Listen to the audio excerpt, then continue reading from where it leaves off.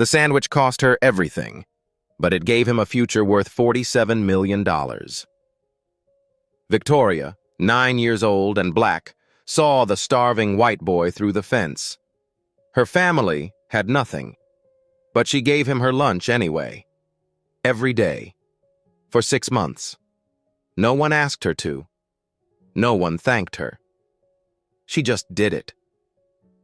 When he left, Isaiah made a wild promise.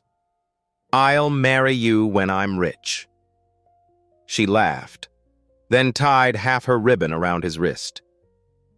22 years vanished.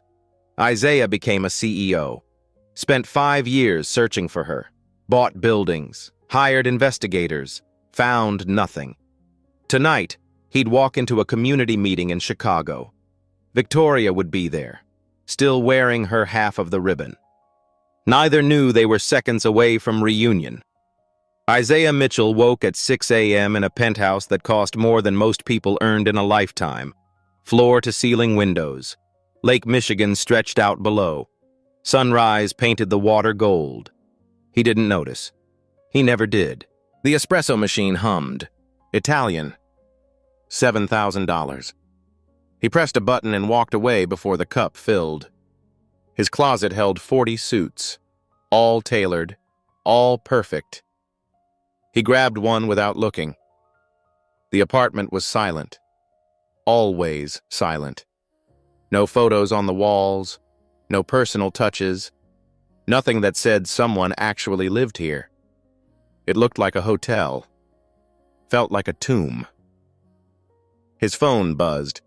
His assistant. "Board meeting at 9. The Thompson deal closed. $12 million. Isaiah texted back. "Good. $12 million. He felt nothing. He walked to his home office, unlocked a drawer. Inside, a small glass frame containing a faded red ribbon. This was the only thing that mattered. He touched the glass gently. 22 years old. The fabric was deteriorating despite preservation. Every morning, he looked at it. Every morning, the same thought. Where is she? The board meeting was predictable. Congratulations, handshakes, applause for another successful quarter. Isaiah smiled, said the right things, played the part. Inside, nothing. His business partner, Richard, pulled him aside after. "You okay, man? You seem distant." "I'm fine." "You've been saying that for 5 years, ever since you started buying up South Chicago." Isaiah said nothing. "Why, specifically? There's no profit for years." "I have my reasons." Richard studied him. "This is about that girl, isn't it? The one you're looking for." Isaiah's jaw tightened. "Drop it." "Isaiah, maybe she doesn't want to be found." "I said, drop it." Richard held up his hands. "Just don't let this consume you." Too late. It already had. Isaiah sat alone in his office that afternoon, opened a file on his computer. 5 years, 3 private investigators, hundreds of thousands of dollars spent. Nothing. The last report. "We've exhausted all leads. Victoria Hayes is too common a name. Family left no forwarding address after 2008. He pulled up a map of Chicago. 12 red pins marked his properties. All within 2 miles of Lincoln Elementary School. If Victoria was still in Chicago, she'd be in that neighborhood, helping people. That's who she was. So he'd bought properties, developed them, created reasons to be there constantly, hoping, waiting. His phone buzzed. Reminder, community meeting tonight at 7 p.m., South Chicago Community Center. Isaiah usually sent representatives to these meetings, but something made him type. "I'll attend personally." He didn't know why, just a feeling. The memories came unbidden. They always did. 22 years ago. He was 10. Winter. Chicago. 2 weeks on the streets after his mother died. Foster care tried once. One family said he was too difficult. The truth, he was traumatized, grieving. They put him back. He slipped through the cracks. 2 weeks of sleeping in doorways, digging through trash, stealing when he could. By day 14, he couldn't walk straight, dizzy from hunger. He found Lincoln Elementary, sat outside the fence during lunch recess, watched kids eat, laugh, play. A teacher noticed him. "You need to leave. You're scaring the students." Isaiah tried to stand. His legs buckled. The teacher walked away. That's when he saw her. A black girl with braided hair, maybe 9 years old, standing on the other side of the fence, watching him. Their eyes met. She didn't look scared. She looked sad. Victoria Hayes lived 3 blocks from that school, in subsidized housing with peeling paint and broken radiators. Her grandmother raised her. Her parents worked 3 jobs between them, barely made rent. Breakfast was oatmeal. Lunch was school-provided. Dinner was rice and beans. They survived. Barely. But Victoria's grandmother taught her, "Baby, we may not have much, but we always share what we got." That day at recess, Victoria's friends called her. "Victoria, come on!" But Victoria couldn't move, couldn't stop staring at the boy outside the fence. He was so thin, clothes torn, face hollow. He looked like he was dying. Her friend Jasmine ran over. "What are you looking at?" "That boy." "Oh, him. He's been there for days. Creepy." "He's not creepy. He's hungry. Not our problem. He's just a kid like us." Victoria looked at her lunchbox. A peanut butter and jelly sandwich, an apple, a juice box, her whole lunch, the only food until dinner. Her grandmother's voice, "We always share what we got." Victoria grabbed her lunchbox, walked to the fence. "Victoria, where are you going?" She ignored them. Up close, the boy looked worse, eyes glassy, lips cracked and bleeding. "Hi," Victoria said softly.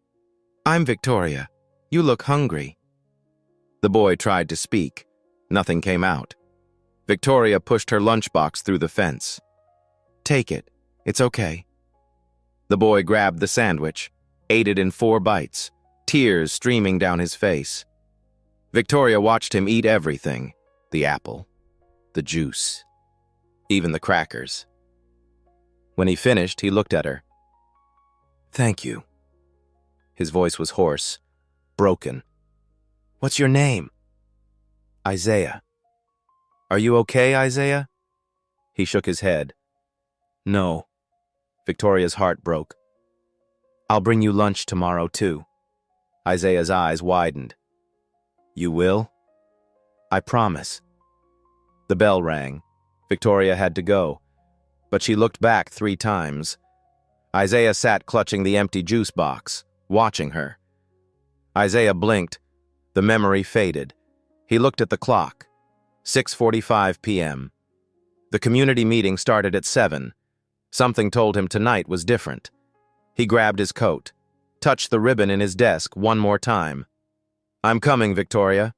I don't know if you're there, but I'm coming." What Isaiah didn't know, Victoria would be there. And she'd been thinking about him every single day for 22 years, too. Isaiah arrived at the South Chicago Community Center at 6:55 p.m. The building was old, chipped paint, flickering lights, but clean, cared for. Inside, folding chairs filled the room. About 50 people were seated. Families, elders, young activists. Isaiah straightened his tie. His expensive suit felt wrong here. A woman at the registration table looked up. "Name?" "Isaiah Mitchell. Mitchell and Associates." Her expression shifted, guarded. "The developer. You're actually here." "Yes." "Most developers send lawyers." "I'm not most developers." She handed him a name tag. "We'll see." Isaiah walked in. Heads turned.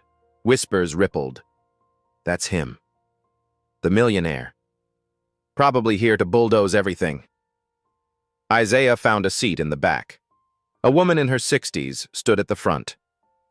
"Welcome. I'm Dorothy Carter, Community Board President. Tonight we will discuss the proposed development. She continued. Mitchell and Associates wants to build housing and renovate our center. But we've heard promises before. Murmurs of agreement. Mr. Mitchell will present his plans. Then we ask questions. Real questions. Dorothy looked at Isaiah. Mr. Mitchell? Isaiah stood, walked to the front. 50 pairs of eyes tracked him. He opened his presentation. Architectural renderings, beautiful buildings, green spaces. Good evening. I'm Isaiah Mitchell. I grew up not far from here. I know what broken promises look like. That got attention. I'm proposing affordable housing, not luxury condos. 60% of units reserved for current residents at current rent rates. Surprised murmurs. The community center will be fully renovated. New heating, new roof, expanded services, all funded by my company. Next slide. We'll create a job training program, hire locally, invest in this neighborhood's people. He paused. I know you don't trust me yet, but I'm not here to gentrify. I'm here to give back. Hands shot up. Dorothy pointed. Yes, Marcus? Mr. Mitchell, what's affordable to a millionaire versus someone making minimum wage? Units will be priced based on area median income. We're working with the housing authority. More hands. An elderly woman stood. What about current businesses? We're offering lease protections and relocation assistance. Another voice from the middle. How do we know you'll keep these promises? Developers always gentrify us out. Isaiah turned toward the voice. And frozen. A black woman, early 30s, professional attire, natural hair, standing with a notepad. Her voice. Something about her voice. I grew up in this neighborhood, she continued. I've seen promises broken. So how do we know you're different? Their eyes met. Isaiah's heart stopped. It couldn't be. I'm a social worker at this center. I see homeless youth, foster kids. Your buildings mean nothing if our most vulnerable are displaced. Isaiah stared. 22 years. But the eyes, the way she spoke, he found his voice. You're right to be skeptical. May I ask your name? Victoria Hayes. The room tilted. Isaiah gripped the table. Victoria Hayes. After 5 years of searching, she was here. But she didn't recognize him. He'd changed, filled out, confident, rich. Not the skeletal boy she'd fed. Dorothy's voice cut through. Mr. Mitchell? You okay? Isaiah blinked. Yes. Victoria Hayes, you said? Victoria looked confused. Yes? Why? Did you go to Lincoln Elementary? About 22 years ago? Victoria's expression shifted. Yes. How did you know? Isaiah's hands trembled. Not in front of 50 people, but he couldn't stop. Do you remember feeding a boy through the fence? A white boy, 10 years old, every day for 6 months. Victoria went still. Her notepad slipped. The room vanished. Isaiah? She whispered. Her hand went to her chest. To a locket. Isaiah nodded. Victoria's eyes filled. Isaiah Mitchell? It's me. I came back. The room erupted, people talking, confused. But Isaiah only saw Victoria. 22 years collapsed. You're alive, Victoria breathed. I told you I'd come back when I was rich. Victoria's hand covered her mouth. Tears spilled. Dorothy stood. Let's take a 15-minute break. People filed out, whispered, stared. Isaiah and Victoria didn't move. Finally alone, they walked toward each other. Met in the middle. Isaiah, Victoria's voice broke. I looked for you. After you left. I looked for you too. For 5 years. You're really here. I kept my promise. Victoria reached for her locket, opened it with shaking hands. Inside, half of a red ribbon. Isaiah pulled his keychain from his pocket. The other half. They held them up, side by side, a perfect match after 22 years. Both started crying. They sat in Victoria's small office, away from curious eyes. The door closed. Isaiah couldn't stop staring. Victoria couldn't stop crying. "I can't believe it's you," she said. "I can't believe you're alive." "I almost wasn't. If it wasn't for you." Victoria shook her head. "I just gave you lunch." "No. You gave me everything." Isaiah leaned forward. "Do you remember? All of it?" "Every day," Victoria whispered. "I've thought about you every single day for 22 years. Isaiah's vision blurred. Tell me what you remember." Victoria closed her eyes. "The first day. You looked so small, so scared. I'd seen you there for 3 days already, just sitting outside the fence." She opened her eyes. "My friend said you were creepy, dangerous, but I saw your eyes. You weren't dangerous. You were dying." "I had a peanut butter and jelly sandwich that day, an apple, juice box. It was all I had until dinner. But you needed it more. I ate it in 4 bites. I know. I watched. And I saw you cry, because someone had finally seen you." Isaiah's throat tightened. "You came back the next day." "I promised I would." Victoria stood, walked to the window. "That second day was harder, because I knew what I was doing. First day was impulse, second day was choice. I had to pack 2 lunches, one for you, one for me, but we barely had enough food, so I gave you mine." Isaiah hadn't known that. "Victoria, day 3 my grandmother noticed. She watched me pack extra food. Didn't say anything, just put more in my lunchbox." Victoria turned back. "By week 2, my whole family knew. They worked extra hours, made more food, so I could keep feeding you. Your family was poor too."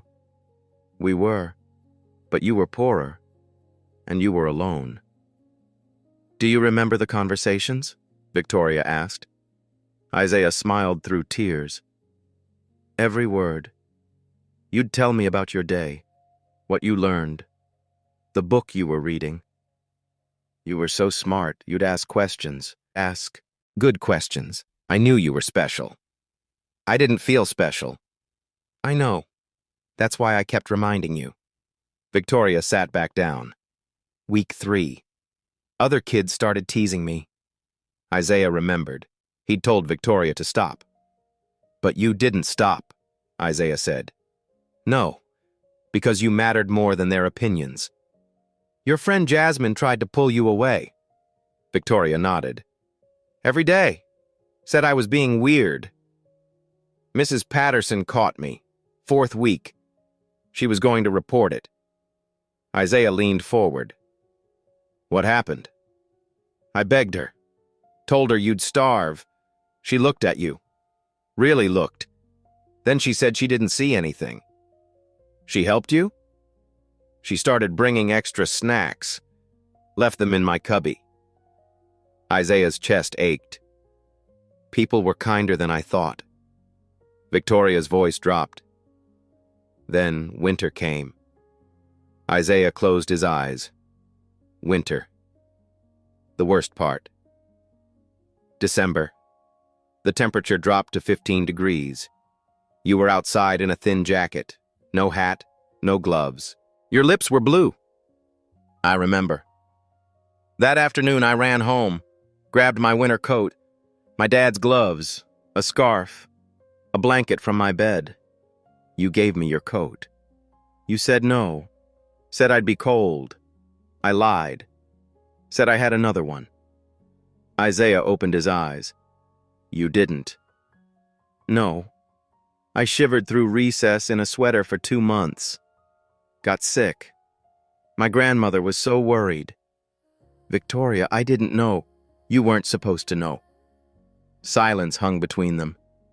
Then you got really sick. Week 5 of winter. Fever. Coughing so hard you couldn't stand. Isaiah nodded. I thought I was going to die. I thought so too. I ran home, begged my grandmother for help. She came. She did. Brought medicine, soup, tea. We nursed you back to health through that fence for 2 weeks. Isaiah remembered. The warm soup, the kind words. Your grandmother saved my life. We both did. That medicine was expensive. We needed it for my grandfather. She gave it to you instead. Isaiah's tears fell freely. I never knew how much you all sacrificed. We didn't see it as a sacrifice. We saw it as what we had to do. Victoria reached across, took his hand. 6 months, Isaiah. 120 days. Even when I was hungry. Even when I was cold. Why? Why did you do it? Victoria looked at him. Because you deserved to live, and because no one else was helping you. I would have died without you. I know. They sat in that truth. Victoria smiled, sad but warm. The last day, that was the hardest. I had to leave. Foster care found me a placement. I knew. Mrs. Patterson told me. I had 1 more day with you. Isaiah squeezed her hand. You brought so much food that day. Everything I could fit. Sandwiches, cookies, fruit, crackers. I wanted you to have enough. You gave me your ribbon. Victoria touched her locket. Half of it. The red ribbon from my hair. It was my favorite thing. You tied it around my wrist. I wanted you to remember, to know someone cared. Isaiah pulled out his keychain. The ribbon is still attached, faded, worn, but intact. I never took it off. Not once. Not for 22 years. Victoria's sob broke free. You kept it. I kept everything.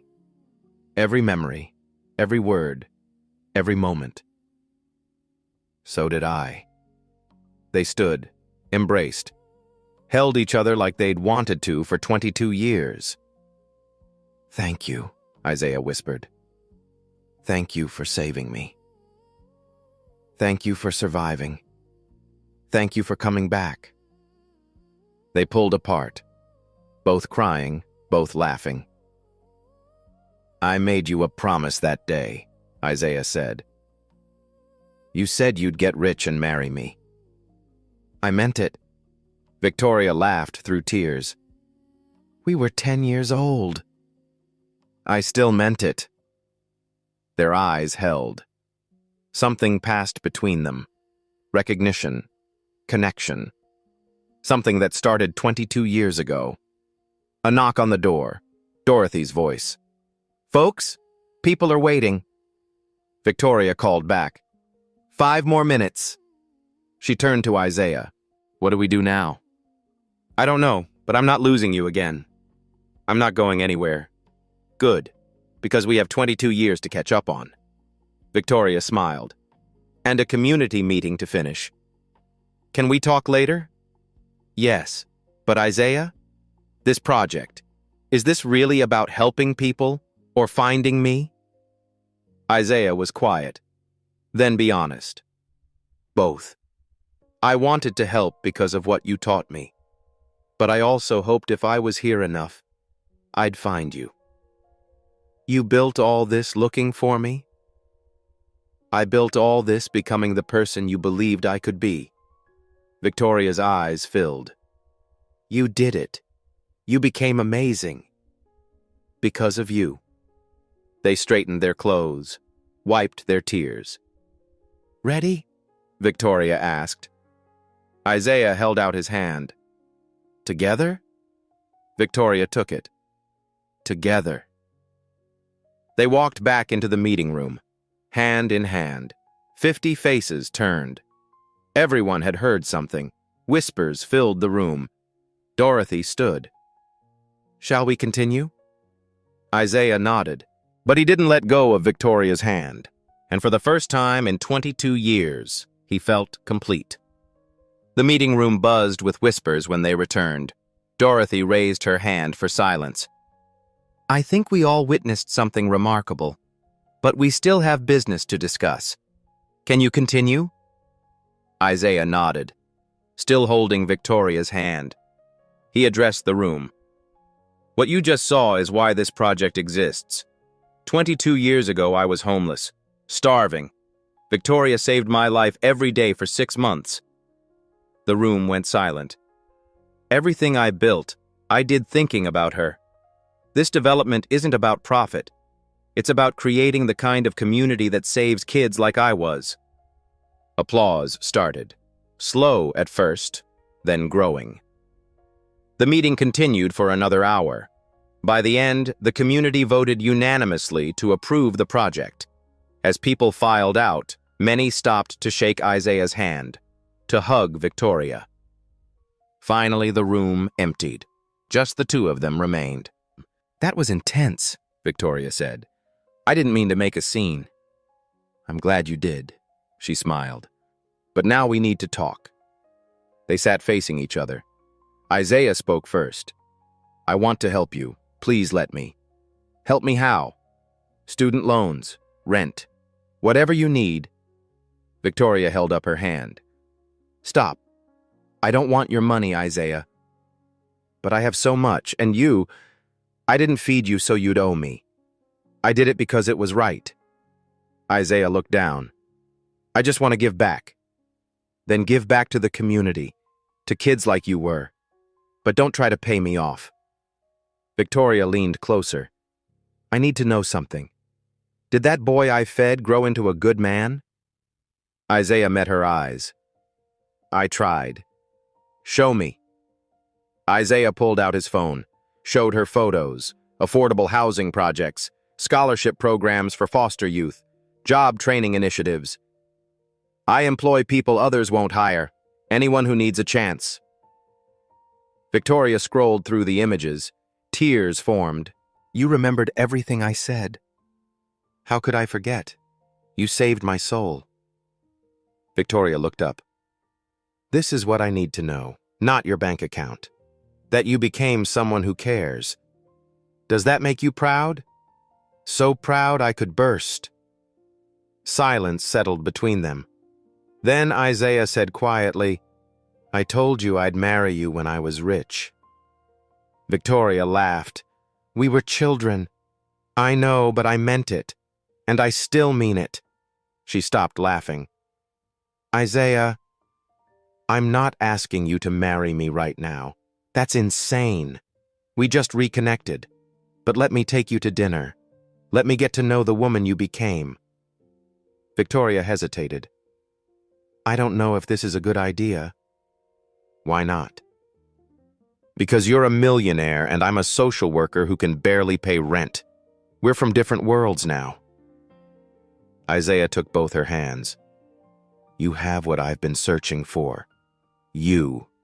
That's everything." Victoria's eyes filled. "This is crazy. I've waited 22 years. Can you give me a chance?" She studied his face, saw the boy she remembered. "One dinner, as friends. No promises." Isaiah grinned. "As friends. I can do that. And whatever happens between us, this project continues. You help this community regardless." "Deal. Though for the record, I'm already in love with you." Victoria's breath caught. "Isaiah, I've loved you since I was 10 years old. We'll see if you still feel that way after you actually know me." Victoria stood. "I should go. It's late." Isaiah stood too. "Can I drive you home?" "I can take the bus." "Please." Victoria nodded. "Okay, just a ride." They drove in comfortable silence. Victoria directed him to a modest apartment building. Isaiah pulled up. This is it? Home sweet home. She opened the door, then turned back.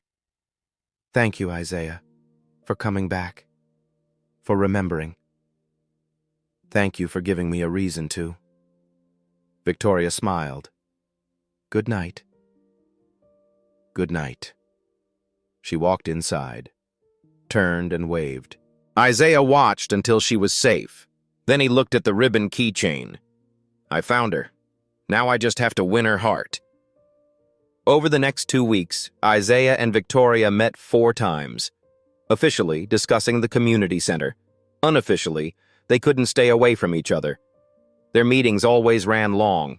1 hour turned into 3. Business dissolved into stories and laughter. Isaiah noticed everything about her. The way she checked her phone constantly for work emergencies. The way she ate lunch quickly. The way her shoes were worn at the heels. He wanted to fix everything. But she'd said no to money. So he found other ways. Every meeting, Isaiah brought coffee. Always the same order. Caramel macchiato, extra shot, light foam. Victoria noticed. How do you remember? You told me once. I remember everything you say. Something shifted in Victoria's eyes. Isaiah also brought sandwiches. Different kinds. Italian sub, turkey club, grilled cheese. You really like sandwiches, Victoria laughed. Isaiah's voice was soft. They remind me of the best time in my life. Victoria's smile faded. She understood. One afternoon, Victoria mentioned the center needed a new heating system. $30,000 they didn't have. Let me look into that, Isaiah said. 3 days later, a brand new system was installed. Victoria cornered him. How much did you pay? I found a contractor who owed me a favor. You paid for it yourself. Does it matter? The kids have heat now. Victoria let it go. But she was watching him carefully. During their 4th meeting, a teenage boy knocked. Marcus, 16, aging out of foster care soon. Ms. Hayes, they're kicking me out. I have nowhere to go. Victoria's frustration was visible. I'm trying, but the system always fails. Isaiah watched, saw himself in Marcus. After Marcus left, Victoria put her head in her hands. This happens every week. I can't save them all. Isaiah said carefully, what if there was a program for kids aging out? That would be amazing. But who'd fund it? Let me make some calls. 1 week later, news broke. An anonymous donor pledged $500,000 for a foster youth scholarship fund. Victoria called Isaiah. Was that you? I don't know what you're talking about. Don't lie. Silence. Then, does it help the kids? Yes. Then does it matter? Victoria's chest tightened. He was saving people, just like she'd taught him. Meanwhile, Isaiah started appearing at the center. Not for meetings, just there. I was in the neighborhood, he'd say. His office was 30 minutes away. Victoria's coworker whispered, that man is in love with you. We're just friends. Friends don't look at each other like that. One evening, walking to her car, Victoria shivered. Chicago winter had arrived. Isaiah put his coat around her shoulders. Isaiah, you'll be cold. I'll be fine. Victoria froze. Those exact words. 22 years ago. Reversed. She looked at him. He remembered everything. Her heart cracked open. What Isaiah didn't know. Victoria was falling too, despite her fears. And soon, he'd show her exactly how deep his feelings went. Isaiah called Victoria 3 days later. I want to take you to dinner. Not business. Just us. Victoria hesitated. Isaiah, please, you said one dinner, as friends. Okay, Friday at 7. Friday arrived. Victoria stood in front of her closet for 20 minutes. 3 dresses, all old, She chose the black one. Her grandmother called. "Baby, where are you going all dressed up?" "Just dinner with a friend." "Is this the boy you used to feed?" Victoria smiled. "Yes, Grandma." "That boy's in love with you. Has been for 22 years. Isaiah arrived exactly at 7. Suit, simple daisies in hand. "You remembered," Victoria said. "You said you liked simple things." They drove to an upscale restaurant downtown. Victoria had never been anywhere this nice. The hostess greeted Isaiah by name. "Mr. Mitchell, your table is ready." Private corner. Candles, white tablecloth, city view. Victoria felt out of place. "Isaiah, this is too much. Please, let me give you one nice evening." Victoria relaxed. The food was incredible. Conversation flowed naturally. They talked about books, movies, dreams, fears. Victoria opened up about dating. "It never works out. Men are either intimidated or they want to fix me." "I don't want to fix you. You're not broken." "Thank you." After dinner, Isaiah said, "Can I show you something?" "What?" "A surprise. Trust me?" Victoria nodded. They drove to Millennium Park. Late evening, nearly empty. Winter lights sparkled. Isaiah led her to a specific bench. "I need to tell you something." They sat. Isaiah pulled out his phone, showed her a photo. A young man, 18, clearly homeless, sitting on this exact bench. Victoria looked closer. "Is that you?" "Yes. After I aged out of foster care, I had nothing.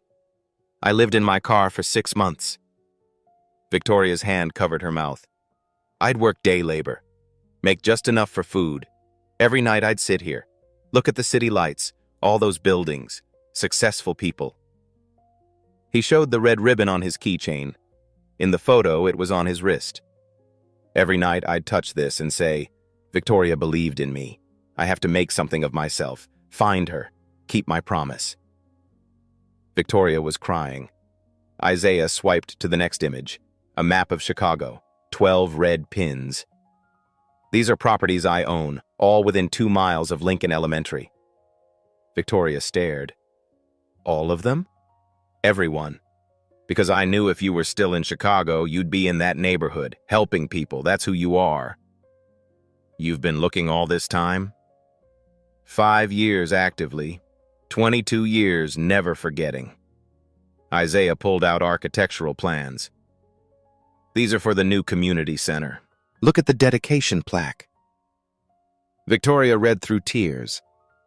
"The Victoria Hayes Center for Youth Services, in honor of the girl who taught me that kindness can change a life." She couldn't speak. "I was going to surprise you at the grand opening, but I need you to understand something." Isaiah took her hands. "Everything I built, every dollar, every decision, I made it thinking of you, asking, would Victoria be proud? Would this honor what she taught me?" Victoria was shaking. "You didn't just feed me, Victoria. You saw me. When everyone looked away, you saw me, treated me like I mattered." His voice broke.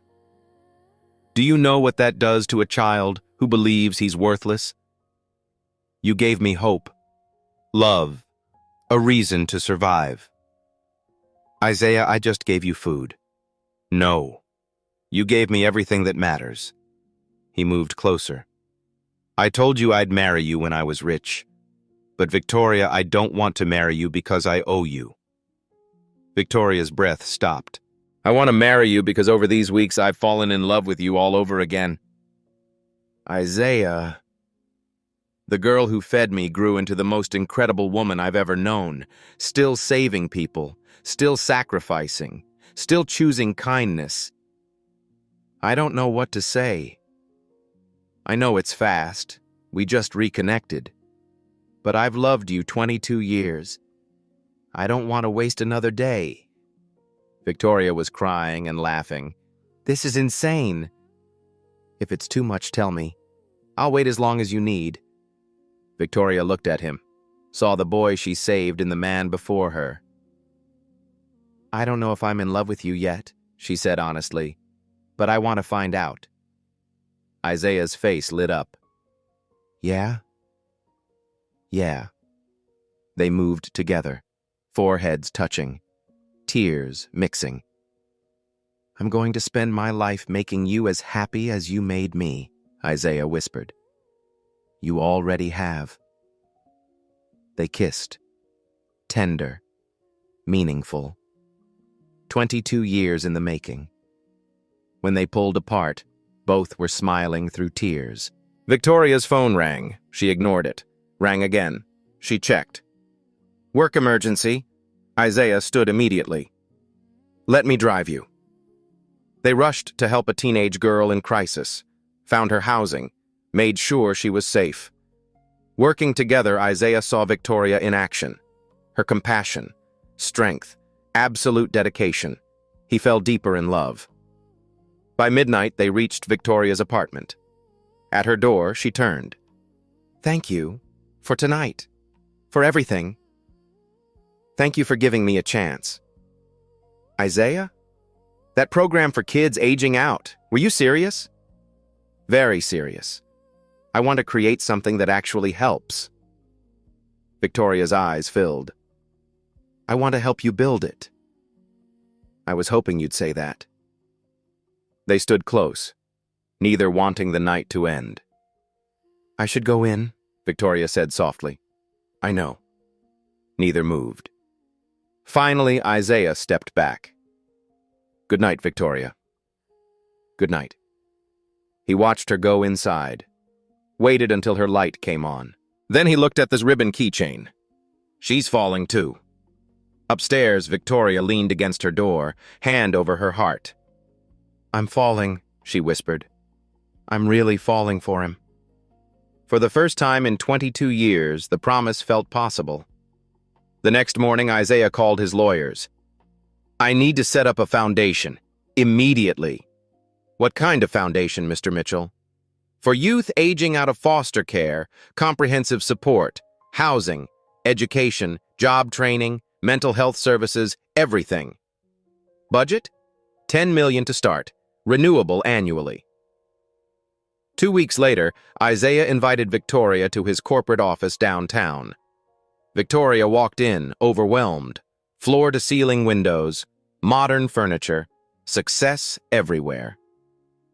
"This is where you work?" Isaiah smiled. "Most days, but I'd rather be at the community center with you." "Why am I here?" "I have something to show you. Sit."